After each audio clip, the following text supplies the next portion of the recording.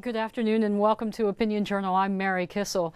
Big changes today in Washington and the foreign policy establishment. Susan Rice is taking over as National Security Advisor from Tom Donilon, and the president nominated Samantha Power to take over as Ambassador to the United Nations.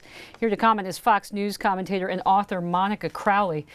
Monica, so do you have to be a yes man or a yes woman to rise to power in this administration? Well, there does seem to be a pattern, Mary, where if you fail or if you lie to the American people or if you design and carry out policies that are detrimental to America's interests, that in fact you do get rewarded with a promotion. Yeah, I think that lying comment refers to Susan Rice and Benghazi. I think we've got a clip actually. Our current assessment is that what happened in Benghazi was in fact initially a spontaneous reaction to what had just transpired hours before in Cairo, almost a copycat of the demonstrations against our facility in Cairo, which were prompted, of course, by the video. Well, let's focus in on Susan Rice. What does her record say about her views of American power in the world? Well, before we address that, I think it's very interesting that he is promoting her to National Security Advisor, given that Benghazi is still in play and that the American people and members of Congress still have no answers as to what really happened that night, what led up to the attack, who gave the stand-down order, where was the president, where was the Secretary of State, the cover-up that subsequently followed with the invocation of the video, which we all know was a lie, and Susan Rice went out 5 Sunday morning shows and repeated that lie.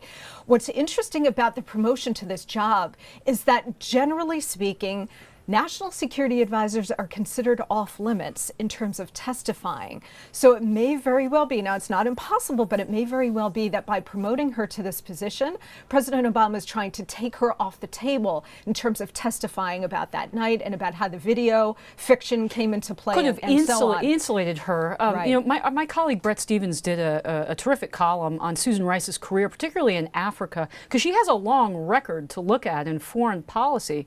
And the way that I read it, she was another utter failure dealing with conflicts in Africa, cozying up to dictators. What's your and read Brett on her Stevens record? called his great column "Failing Up." Failing Up. And I wrote a blog about this on my website today. Without seeing Brett's column, I also called it "Failing Up" because that is the perfect phrase to describe Susan Rice and Samantha Power, who, by the way, is going to be taking over for Susan Rice at the UN. Susan Rice doesn't really have a worldview and doesn't really have an idea or some sort of doctrinal concept of American foreign policy, American power, how we should be exercising power in the world.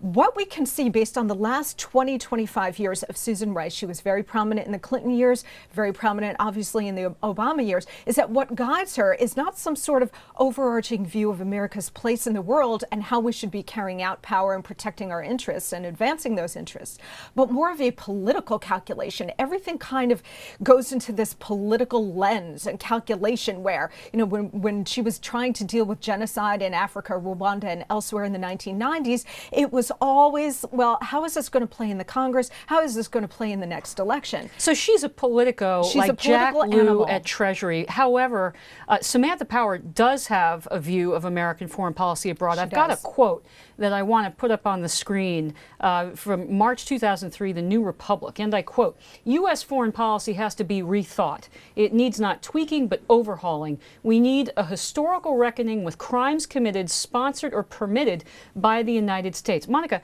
from the sound of this, she thinks that the United States is a force for evil in the world. Yes, and she is the perfect epitome. She's the perfect example, Mary, of the far left. They believe that America is not a force for good in the world, but a force for evil, a force of ill.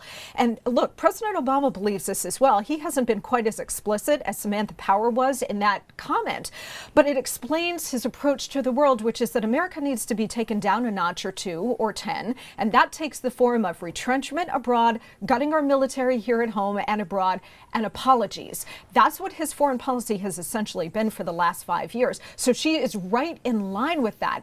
The other thing is her overarching doctrine, Mary, is called responsibility to protect.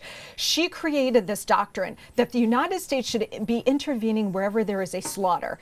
President Obama invoked R2P, as it's called, responsibility to protect, as a basis to go into Libya when Muammar Gaddafi had not yet launched an actual slaughter. So he used that as a basis to go into Libya when there was no humanitarian crisis. However, in Syria, where you actually do have a slaughter of upwards of 80,000 people, it's been going on for 2 years. Chemical weapons use. There's no, exactly, as far as we know, there's no responsibility to protect being invoked here, whether it's by Samantha Power or the president. So whether or not you agree with going into Syria or going into Libya, America should have a consistent application of these kinds of doctrines, and there isn't one. Well, is it a good thing then that he's putting her at the United Nations, where she can do much less damage than at defense or at the State Department? How about not in the administration at all? That would be my choice. But look, at the UN, she is, because she has this philosophy, I'm wondering, Mary, who's going to be representing America's interests at the United Nations? Because with this kind of view of the world and America's place in it, she is not going to be representing us very well, or standing up to dictators and tyrants and regimes and forces like terrorist organizations that are opposing us and attacking us all the time, because she actually believes that America is at fault and may on some level deserve this kind of opposition in the world. One thing's for sure, Monica, we are going to be faced with some very, very dangerous times in the months and the years ahead with this team in charge. Fox News commentator and author Monica Crowley, thanks so much for being on the show. You bet.